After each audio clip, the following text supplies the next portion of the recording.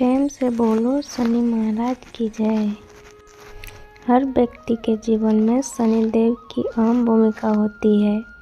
अगर कुंडली में शनि सबसे अच्छी स्थिति में हो तो यह व्यक्ति को बहुत ही कम समय में बड़ी सफलता देता है। इसलिए हर संभव प्रयास करके शनि देव को प्रसन्न करना चाहिए।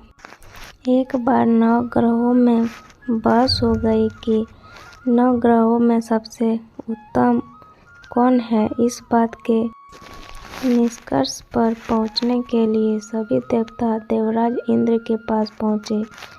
उन्होंने कहा, हे देवराज, अब आप ही निष्कर्ष करें कि हम सब में से बड़ा कौन है। देवताओं द्वारा पूछे गए सवाल से देवराज इंद्र उलझन में पड़ गए।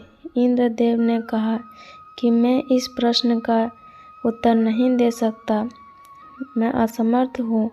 इस सवाल का जवाब पाने के लिए वह सभी पृथ्वीलोक में पूजनीय नगरी के राजा विक्रमादित्य के पास गए। राजा विक्रमादित्य के महल पहुंचकर सभी देवताओं ने प्रश्न किया।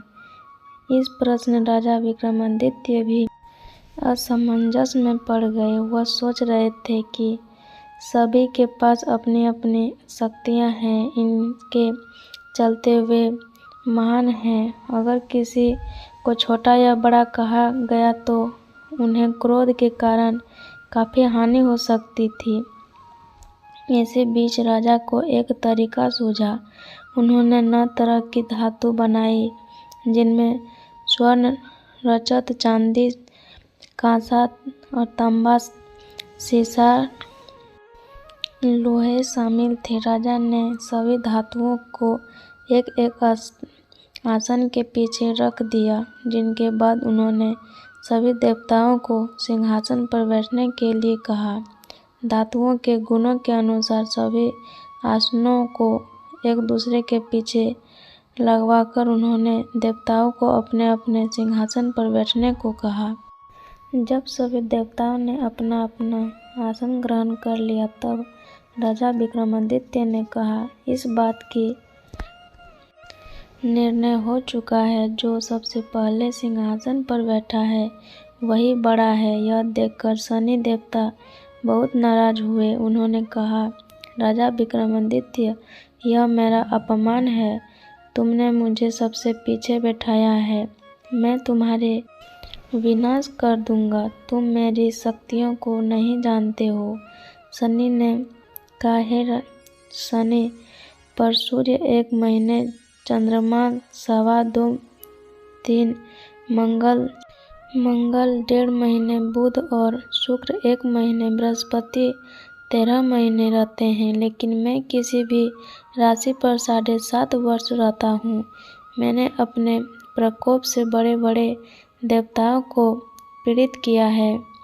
मेरे ही प्रकोप के कारण श्री राम को वन में जाकर रहना पड़ा था, क्योंकि उन पर 7.5 की रावण की मृत्यु भी उसी कारण हुई। अब तू भी मेरे प्रकोप से नहीं बच पाएगा। शनिदेव ने बेहद क्रोध में वहाँ से विदा ली। वही काफी के देवता खुशी खुशी वहाँ से चले गए। इनके बाद सब कुछ सामान्य ही चलता रहा। राजा विक्रमादित्य पहले की तरह ही अन्याय करते रहे। एक दिन ऐसे ही बीतते रहे, लेकिन शनिदेव अपना अपमान नहीं भूले। एक दिन राजा की परीक्षा लेने शनिदेव घोड़े के व्यापारी के रूप में राज्य पहुंचा।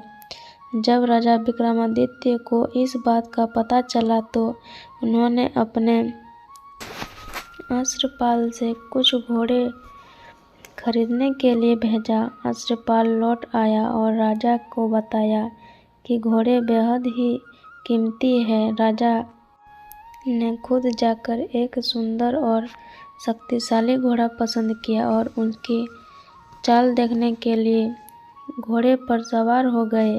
जैसे ही राजा विक्रमादित्य घोड़े पर बैठे, वैसे ही घोड़ा बिजली की रफ्तार से दौड़ पड़ा। घोड़े राजा को एक जंगल ले गया और वहां जाकर राजा को नीचे गिरा दिया और फिर कहीं गायब हो गया।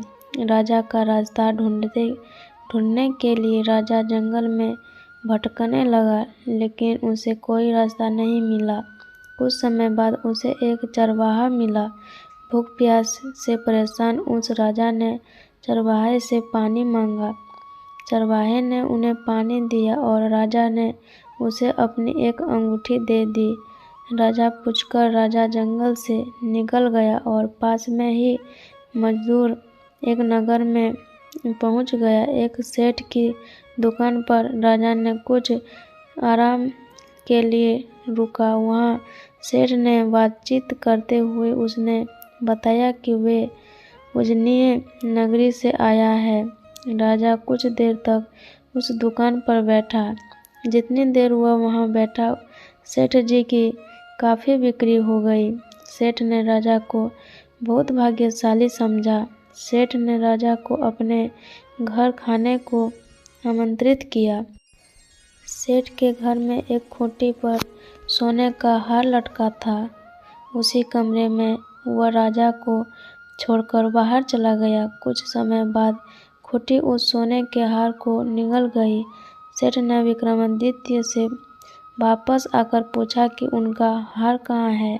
तब राजा ने उनसे हार गायब होने की बात बताई। सेठ ने क्रोधित होकर विक्रमादित्य के हाथ पैर काटने के आदेश के दिए। राजा विक्रमादित्य के हाथ पांव काटकर उसे उस नगरी की सड़क पर छोड़ दिया। फिर कुछ समय बाद विक्रमादित्य को एक तेली अपने साथ ले गया। तेली ने उसे अपने कोल्हू पर बैठा दिया। वहाँ पूरा दिन बैलों को आवाज़ देकर हंकता था। विक्रमादित्य का जीवन इसी तरह यापन होता रहा। उस पर शनि की 7.5 थी। इनके खत्म होने के बाद एक दिन राजा मेघ मल्हार गा रहा था। उसी समय उस नगर के राजा की बेटी राजकुमारी मोहिनी ने उसकी आवाज़ सुनी। उसे आवाज़ बेहद पसंद आई। मोहिनी ने अपनी दासी को भेजकर गाने वाले को बुलाने को कहा। जब दासी लौटी तो उसने अपंग राजा के बारे में मोहिनी को सब बताया, लेकिन राजकुमारी उनके मेघमल्हार पर मोहित हो चुकी थी। अपंग होने के बाद भी वह राजा से विवाह करने के लिए मान गई। जब मोहिनी एक माता पिता को इनका पता चला तो वह हैरान रह गई। रानी ने अपनी बेटी को समझाते हुए कहा कि तेरे भाग्य में किसी राजा की रानी का सुख है, तो इस अपंग से क्यों विवाह करना चाहती है। लेकिन समझाने के बावजूद भी राजकुमारी अड़ी रही। जिद को पूरा कराने के लिए राजकुमारी ने भोजन छोड़ दिया। अपनी बेटी की खुशी के लिए राजा रानी अपंग विक्रमादित्य से मोहिनी का विवाह कराने के लिए तैयार हो गई। दोनों का विवाह हुआ और वो तेली के घर रहने लगे। उसी दिन विक्रमादित्य के सपने में शनिदेव आए। उन्होंने कहा कि देखा तूने मेरा प्रकोप। राजा ने शनिदेव से क्षमा करने को कहा। उन्होंने कहा कि जितना दुख आपने मुझे दिया है उतना किसी और को मत देना। इस पर शनिदेव ने कहा, राजा मैं तुम्हारी प्रार्थना स्वीकार करता हूँ। जो कोई व्यक्ति मुझे पूजेगा, व्रत करेगा और मेरी कथा सुनेगा, उस पर मेरी कृपा दृष्टि बनी रहेगी। सुबह जब राजा विक्रमादित्य की नींद खुली तो उसने देखा कि उनके हाथ पांव वापस आ गया है। उन्होंने मन ही मन में शनिदेव को नमन किया। राजकुमारी भी विक्रमादित्य के हाथ पैर देखकर हैरान रह गई।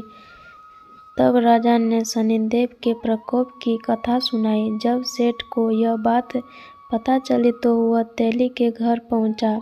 उसने राजा विक्रमादित्य से उनके पैरों में गिरकर माफ़ी मांगी। राजा ने सेठ को माफ़ कर दिया। सेठ ने राजा से उनके घर जाकर भोजन करने के लिए कहा।